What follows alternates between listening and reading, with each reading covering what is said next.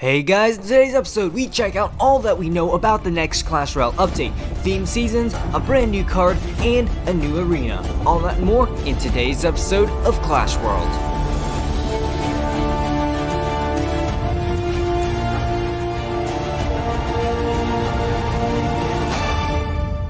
Hey guys, Legendaray here, and welcome back to another episode of Clash World. In this weekly show, we take a look at the most recent announcements from the Clash Royale team, the hottest topics in CR eSports, as well as what's going on in the community. Then, we'll finish up the episode by breaking down the meta and featuring my off-meta deck of the week. If you're enjoying Clash Worlds, then please leave a like, subscribe, and hit that bell to get notified of every new video that comes out. Also, go check me out on Instagram and Twitter, and with that out of the way, let's get right into the first section.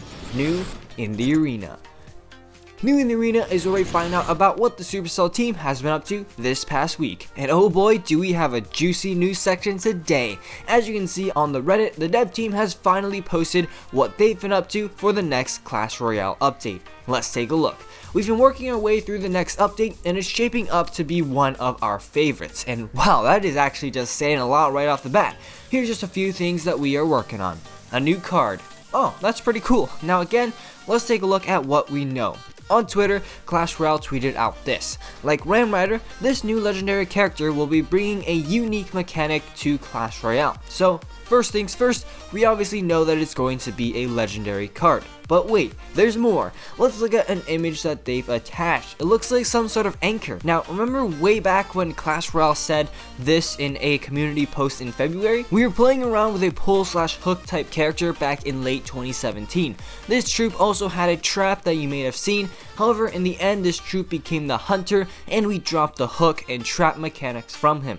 But we're talking again about the hook. Now, as you can see by this art released by Supercell, they actually had 3 original options for the hunter. One of them had this exact same hook. Now, obviously, the hunter is already taken, so the card will have some sort of different appearance. As you can see, he throws the anchor out, and I can assume that it'll bring the troops closer to itself with its anchor. Now, I believe that it's going to be some sort of sea-themed card, which I will get into later. Let me know your opinions about this. I think it's definitely going to be a very interesting card if it is what it is speculated as. Next up, they are working on changes to Crown Chest, and since it's confirmed that they aren't taking gems away, I'm really interested to seeing what this is. Again, I'm a strong advocate to a chest rework, and maybe this change to Crown Chest will be a step in the right direction. A new arena.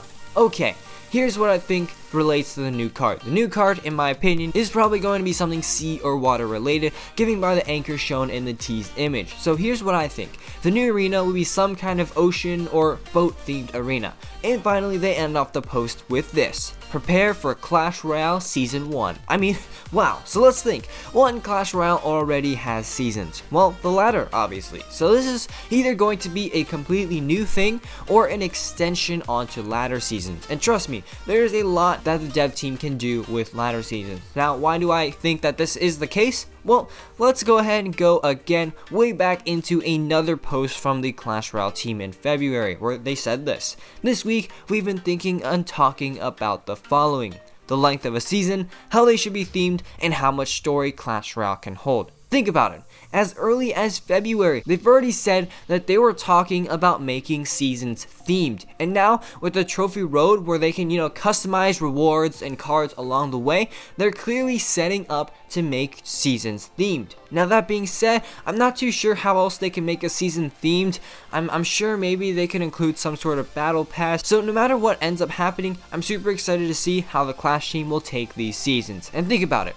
I am honestly perfectly fine with a battle pass. I actually don't see anything wrong with it, and it's just a way to make the game more free to play. Because as Supercell begins to open up multiple different streams of revenue, they no longer have to earn all their money by making the game pay to win, and can instead focus on developing the game into a more free to play direction.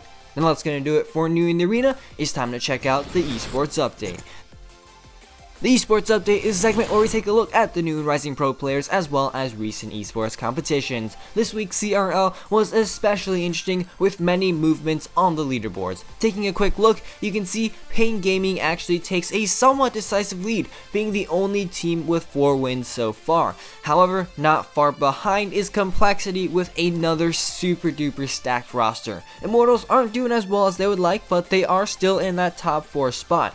However, moving down towards the bottom of the standings, we still see NRG, Misfits, and Dignitas struggle to take some wins onto the leaderboards. But again, with a ton of games left, anything could happen, so stay tuned. Now that we're caught up with the most recent esports news, let's check out the rising rumors.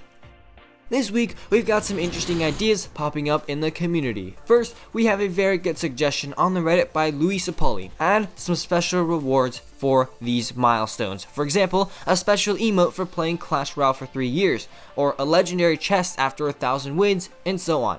Now this, in my opinion, is a really good suggestion. Remember back in the day with achievements? Yeah, those. I think they could really consider giving achievements a comeback with all of these profile badges. I mean, those profile badges have a ton of good milestones that should definitely come with some sort of reward. Let me know your thoughts on this in the comments section below. Next up, we have a card concept inspired by the Hog Glider recently announced for Clash of Clans, and it's a spear goblin that flies. From what I can tell, it's similar to a goblin barrel, but it only travels 9 tiles. During this duration, the spear goblin flies and attacks troops similar to the goblin giant. When it dies, it creates a death damage similar to the skeleton barrel. Definitely very interesting, and of course, let me know your thoughts in the comments below.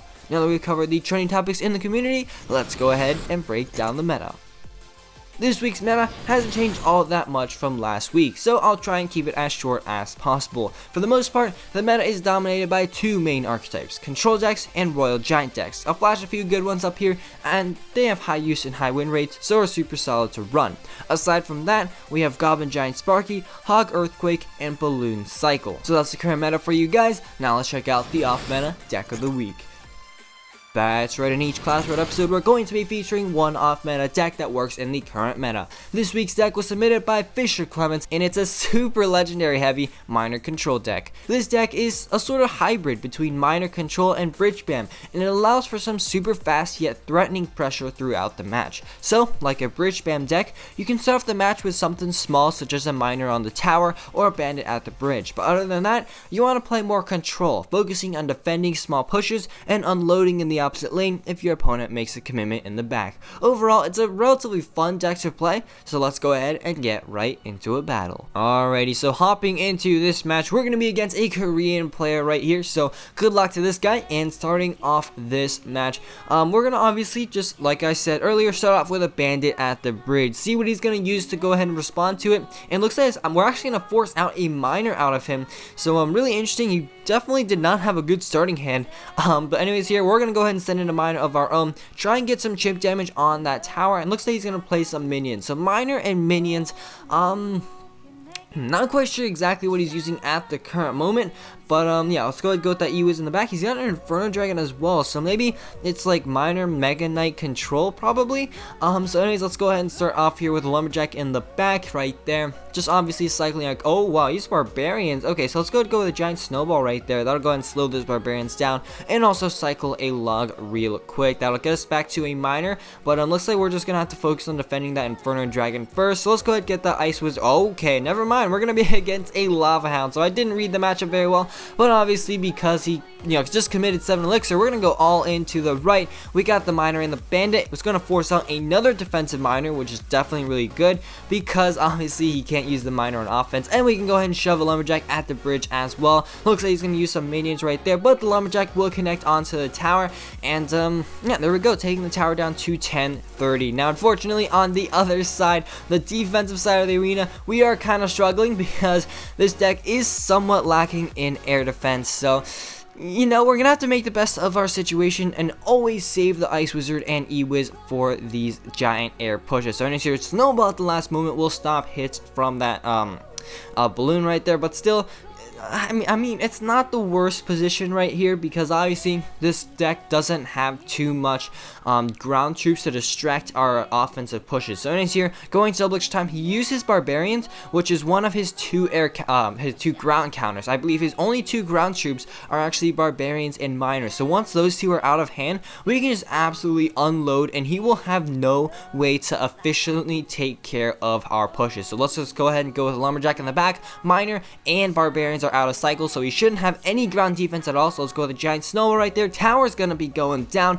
and let's just focus on defending this push. So let's go with an ice wizard right there. E-wiz on the side to prevent spell value, and let's also go ahead and protect our tower right there with a Valkyrie that'll go ahead and tank for the mega minion hits. Bandit will connect onto the tower because obviously our left tower is probably going to be going down. So let's actually just focus on taking down the right tower of his, and there we go. Miner will finish the tower off, and with 10 seconds left, things are looking pretty good. All we need to do is hold on for an extra 5 seconds left. There we go. Things are looking pretty good. Come on, snowball, ice wizard, miner, and oh my god, there we go. We just barely managed to sneak away with that victory. Super sketchy, as you can see, even though we had a difficult matchup, but by keeping up the pressure and just defending very smart, we were able to take the win. So there we go, guys. That was the off-meta deck of the week. If you want to submit your own deck to be featured, feel free to leave it in the comment section below. But unfortunately, guys, that's all I've got time for in today's episode. If you enjoyed, please leave a like down below, as well as a subscription to my channel. And as always,